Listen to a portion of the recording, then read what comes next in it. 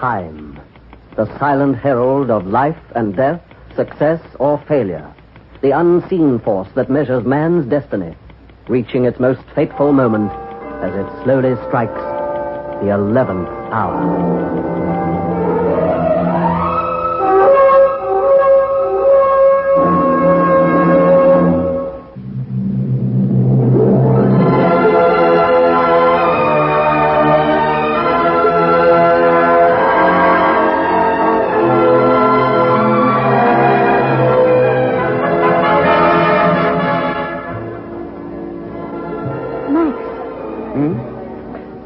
Sorry, Helen. What was it? Surely this isn't why you brought me to dinner. To ignore me. Helen, You've been staring off into space ever since we got here. Can't you tell me what's bothering you? I've been trying to. I thought it would be easier to say here. After all, we met at Michelle's and... Well, go on. And we say goodbye at Michelle's. I see. Just like that. I'm taking the midnight plane from London Airport. To where? Paris. Paris. May I have a cigarette? Of course. Thank you. Am I allowed to ask why? You won't like the answer. Helen, I'm sorry. I thought... Well, it seemed much kinder somehow to tell you in the place where we... Where we fell in love. It's not hard to say. Not if you really want to say it. All right, Helen, you've asked for it and I'll tell you. Let me introduce you to the genuine Max Gerard. I know him. Oh, no, you never met him. He depends on people like you, Helen. The girls with attractive fortunes. Max. Why do you think I came to your table that night? I knew darn well you were Helen Morgan, that your father, Sir Michael, managed the Morgan Trust that would eventually be yours. £500,000 sterling. I see. Oh, there's a lot more. I knew that if I could play my cards properly, it'd be good for 20 or 30,000. But your father would pay that much to prevent even the suspicion of a scandal. Blackmail. Exactly. I was even rather proud of my record up to that time. More than a dozen neat fleecings and never a brush with the police. I think I'd better be going. You might let me finish my confession. Oh, I've been questioned once or twice, but never convicted. Fingerprinted once, but that's all. And then 3 months ago I came in here, and you were here. I asked you to dance, and as we danced, I was mentally calculating how long it would take me. How long did you give me? A month. That was 3 months ago. That month went by, and I couldn't face the thought of not seeing you. Second month, I kept telling myself not to be a fool, that Helen Morgan was just another bankroll. Then we come to now. Is that why you couldn't tell me? Because you didn't want to think it was true? I love you, Helen. Goodbye.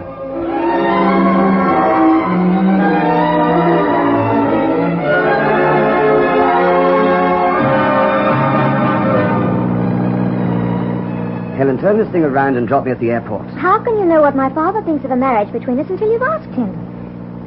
If you love me enough to leave me, surely you can bring yourself to beard father in his den. He's not exactly an ogre. Oh, I should have known you'd pull off some stunt like this when you followed me out of Michelle's. I should have cleared off to Paris without telling you. Max, I'll turn round.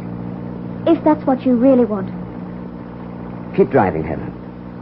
At least you'll find out there's no chance for us.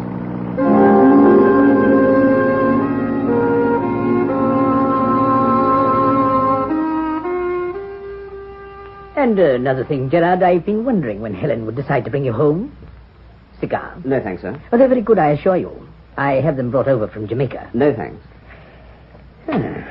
I must admit I thought you'd have come to me earlier than this. Help yourself to drink. Sir Michael, I... Usually doesn't take this long, I'm informed. You must be slowing up, Gerard, getting rusty in your technique, perhaps.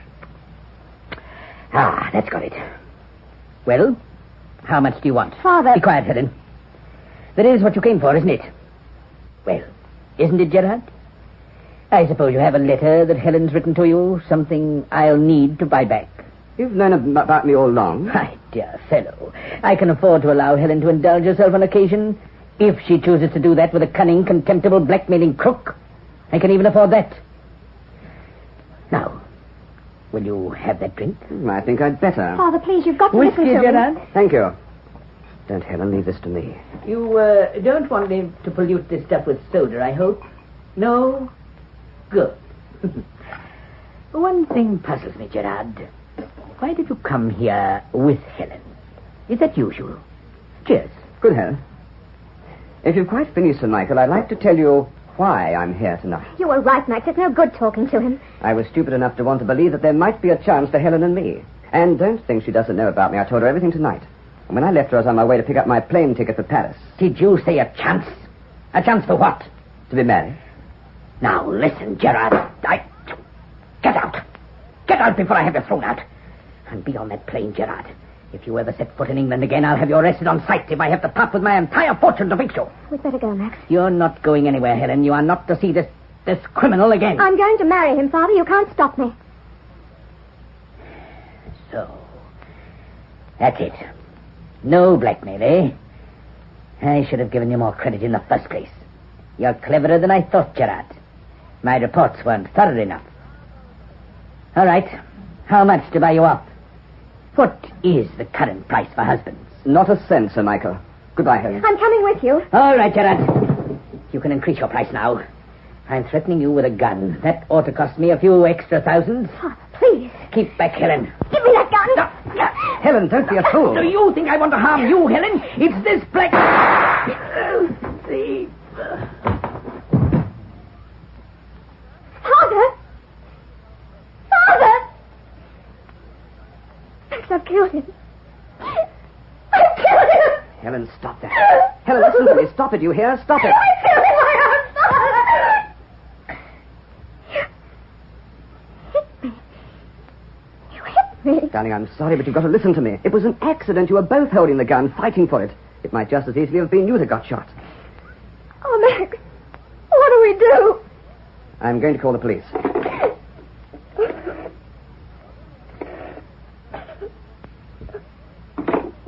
No, not the police. I've got a better idea. Helen, take the car. You can be at the airport by midnight easily. As soon as you've gone, I'll ring and cancel my seat on the Paris plane, then book it in your name. But, Max, it... Have you got a passport? Good. Go to Paris and stay there till you hear from me. I'll take care of things here. I can make this look like suicide. Oh, darling, don't send me away from you. Do you really think I want to spend the rest of my life on the run? Afraid to turn around in case I feel a policeman's hand on my shoulder? Blackmail is my line, Helen, not murder. Do you think I'd even consider marrying a murderess? If you don't like the thought of prison, then be on that plane. But you can't mean it. I mean every word of it. Now listen to me, you little fool. I can fix things here. No one saw us come in. Leave this end to me and stay away from me. Now get out while the going's good. I should have let you go. I must have been crazy not to have seen you for what you really are. Darling, I wish you had. Now, the gun. Get the fingerprints wiped off and... There, that should do it. Put it on the floor about here. His glass, yes. Now mine. And a letter from Helen. Ah, yes, here we are. My darling Max, I wanted to know that I... Yes. Yes, just the thing. Now, crumple it up.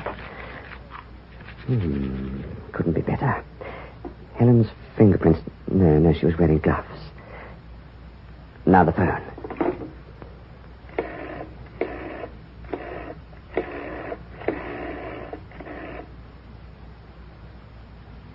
Hello, London Airport.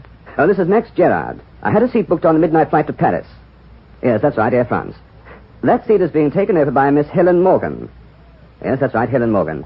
Yes, she'll be at the airport in approximately half an hour. Thank you. Good night.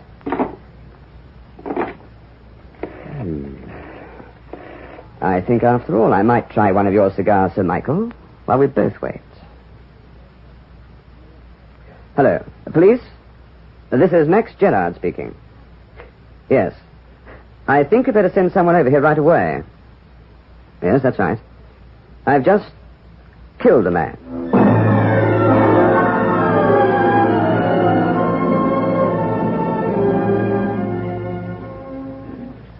And furthermore, my lord, gentlemen of the jury, the prosecution firmly believes, and indeed will prove to you beyond a shadow of doubt, that the defendant, Max Gerard, shot down his victim in cold blood when his attempt to extort money from Sir Michael Morgan met with the contempt, the scorn, and refusal it so richly deserved. We will prove to you, gentlemen of the jury, that learned counsel for the defense has no foundation in fact on which to establish the defendant's innocence. The Crown will further prove to you...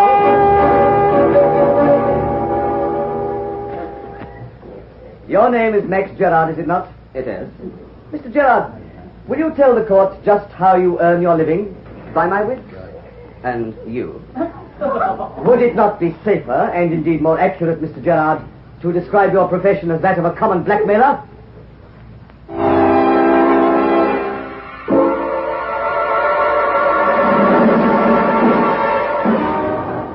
Read all about it! Verdict expected at Old Bailey! Verdict expected in Morgan murder case! Read all about it!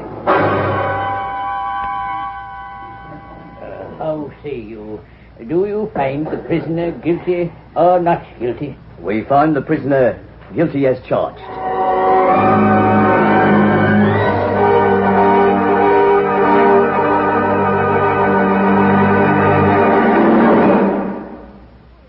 Sometimes we may wonder why a football team doesn't quit playing and walk off the field when it finds itself 50 points behind with only a few minutes of play to go.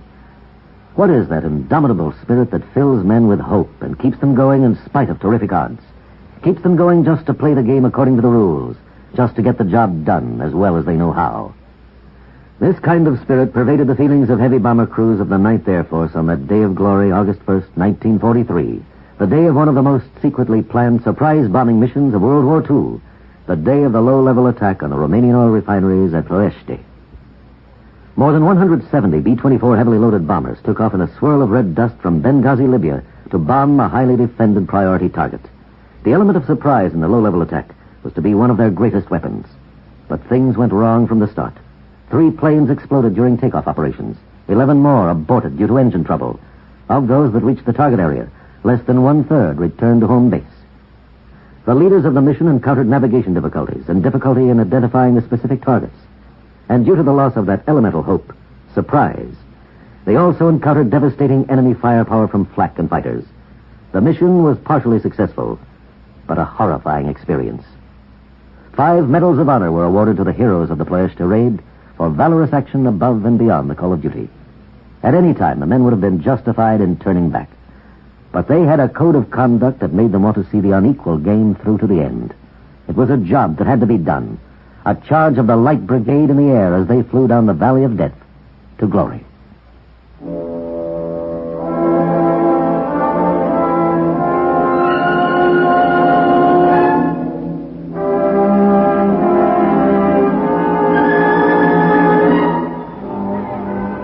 Read all about it! Read all about it! Trace the 2 continents, baffled and search for missing heiress.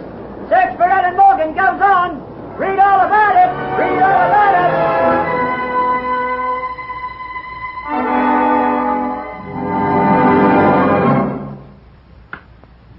Checkmate, Peters.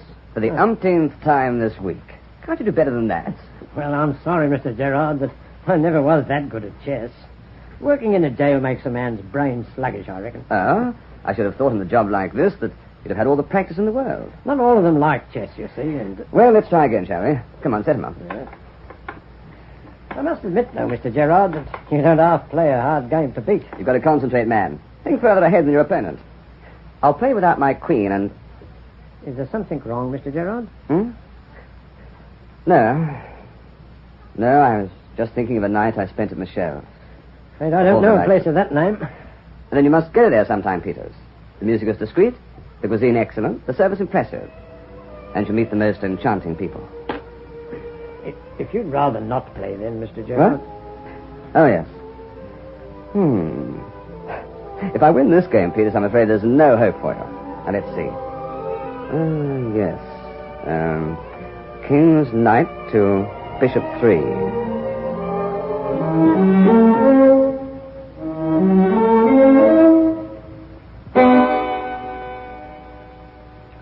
That's right. Yes, sir. Here I want, sir. Has the River Patrol been notified? Very good, sir. Yes, I'll take Detective Sergeant Wardrop and get down the embankment right away. All right, Wardrop. Let's get going. Looks like another waterfront killing and... Hey, Wardrop, I'm talking to you. What? Oh, sorry, Bertie. Are you still thinking of that Gerard case? Yes, I am. There's something I don't like about it. Look, it's the first time you've handled a murder case, isn't it? Yes, but... I can remember the first one I was on. Once the poor devil had been sentenced, I began to have all sorts of doubts. Wondering if I'd interpreted the facts correctly and all that sort of thing. It's not only that. the fact that, from the little we know about Gerard's past activities, this murder's out of character. Now, listen to me, Wardrop. If people didn't step out of character, there wouldn't be any murderers. Right? I suppose so, but Who was it rang us up in the first place to admit the killing? Gerard? Whose fingerprints were all over the gun? Gerard's, but... And the letter from that girl was still there, lying on the floor where Sir Michael must have thrown it, wasn't it? It all fits, I admit that. Yes, and then at the last minute, Gerard changed his mind and claims the police forced a confession out of him. Pleads not guilty. Tries to claim he was beaten up. No. No, Gerard's a no-hoper, Wardrop. I've known more than one blackmailer try his hand at murder.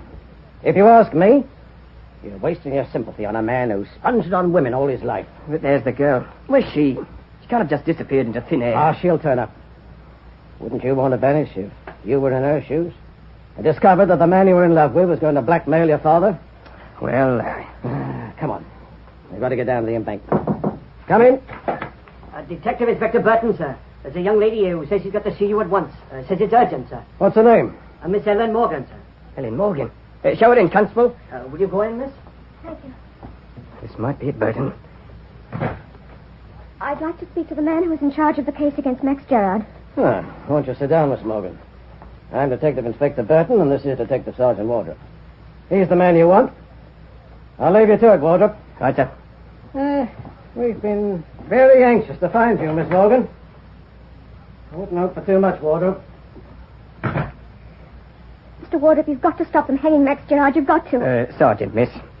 Now, suppose we start with first things first, Miss Morgan. There isn't time for that, don't you see? In 4 days from now, he's due to... He didn't do it. Do you know who did it, then? Of course I know. Now listen to me, Sergeant. It was like this. Max was booked to go to France on the midnight plane that night. I pleaded with him not to go. I followed him out to Michelle's, and I said if he'd made up his mind, well, then I'd drive him to the airport. But I drove him to my home. I persuaded him to talk to my father. And then, when he got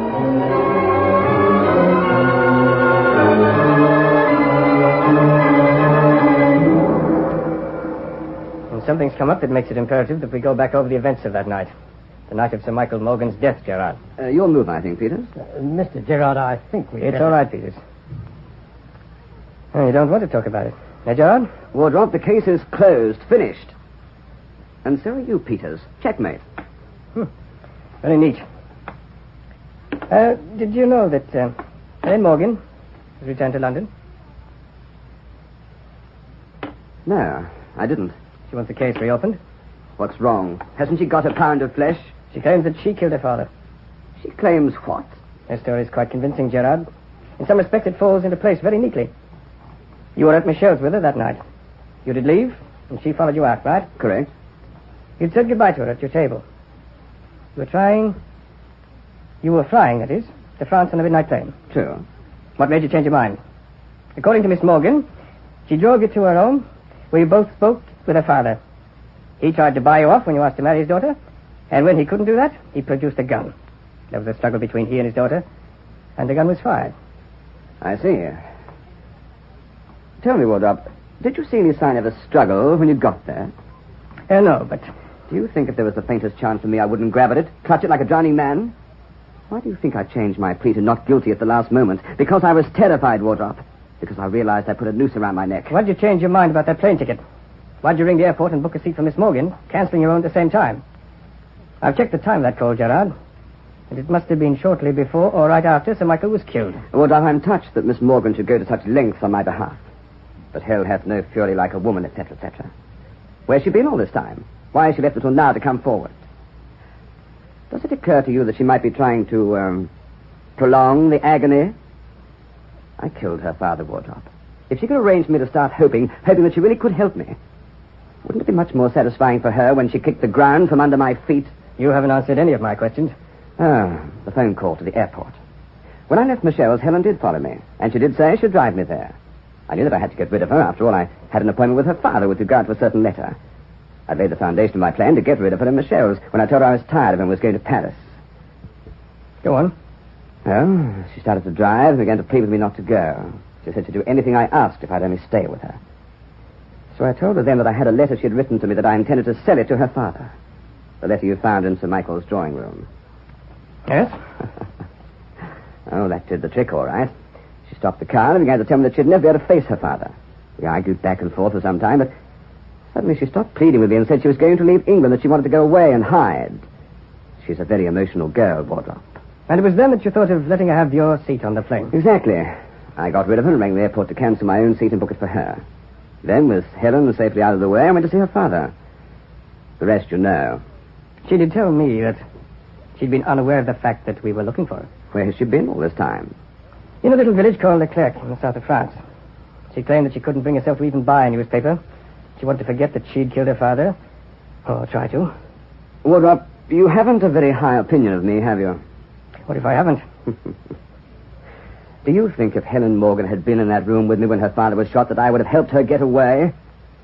I'd have done my darndest to incriminate her. All right, Gerard, have it your way. If you like, you can give her a message for me. Such as what? Tell her I think I'm much safer where I am. Here I've only the law and Peter's abominable chest to contend with. Out there, Helen Morgan loved her father very dearly, Wardrop.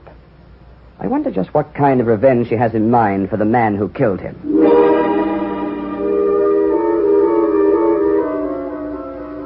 You can't let him die. You can't.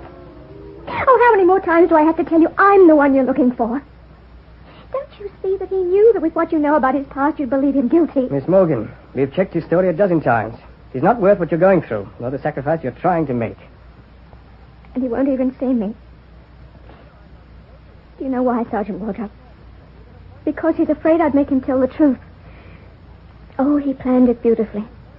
From the time my father was killed. When he saw that I wouldn't leave, he told me he wasn't going to marry a murderess, that he wanted only to be rid of me. When I'd lost my father, I'd killed him. And from that moment on, I thought I'd lost Max, too. And he set out to save me at the cost of his own life. While I hid myself away, nursing my grief and shame. Miss Morgan, you're forgetting one thing. At his trial, Gerard changed his plea. He claimed we'd forced a confession from him. I know why he did that. He had to be the Max Gerard that you knew until the end.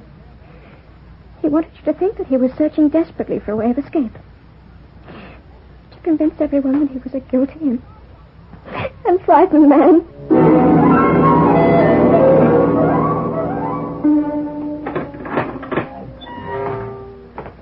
I brought you cigarettes, Mr. Gerard. Oh, thanks. Peters, will you do me another favor? If I can, sir. When this is over, will you go and see Helen Morgan? If that's what you want, sir, yes. Tell her that when the pain is gone, I hope she'll sometimes remember the music at Michelle.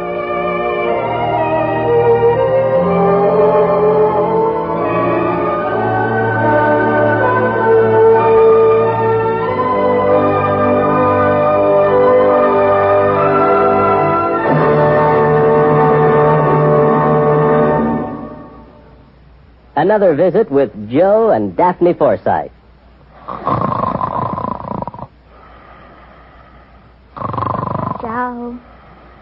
Joe. Joseph! Yeah, I'm up. Pour the coffee. I'll be right in. Relax, it's 3 a.m. Huh? I said relax, it's 3 a.m. I was relaxed. Daphne, why did you wake me up? Well, I was just wondering what happened to our savings bonds. You were what? I had a dream. I dreamed you lost all of your money and all we had left were our savings bonds. I see. So I just wanted to make sure they were all right. They're all right. They're with the other important papers. You're sure? Of course I'm sure. Well, I just don't want anything to happen to them. Savings bonds are the most secure form of investment. Why, the whole faith and credit of the United States stand behind those bonds of ours. Uh-huh. So they're even better than dollars in your pocket because the government stands behind them and protects them. Uh-huh. And they protect us, too, Joe. Every bond is an investment in our country, in our security and freedoms. Joe? Well, how about that? He feels so secure he went back to sleep. Good night, darling.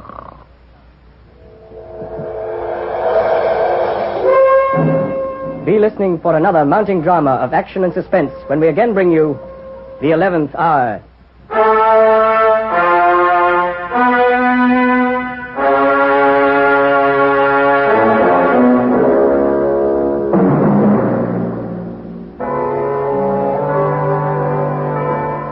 This is the United States Armed Forces Radio and Television Service.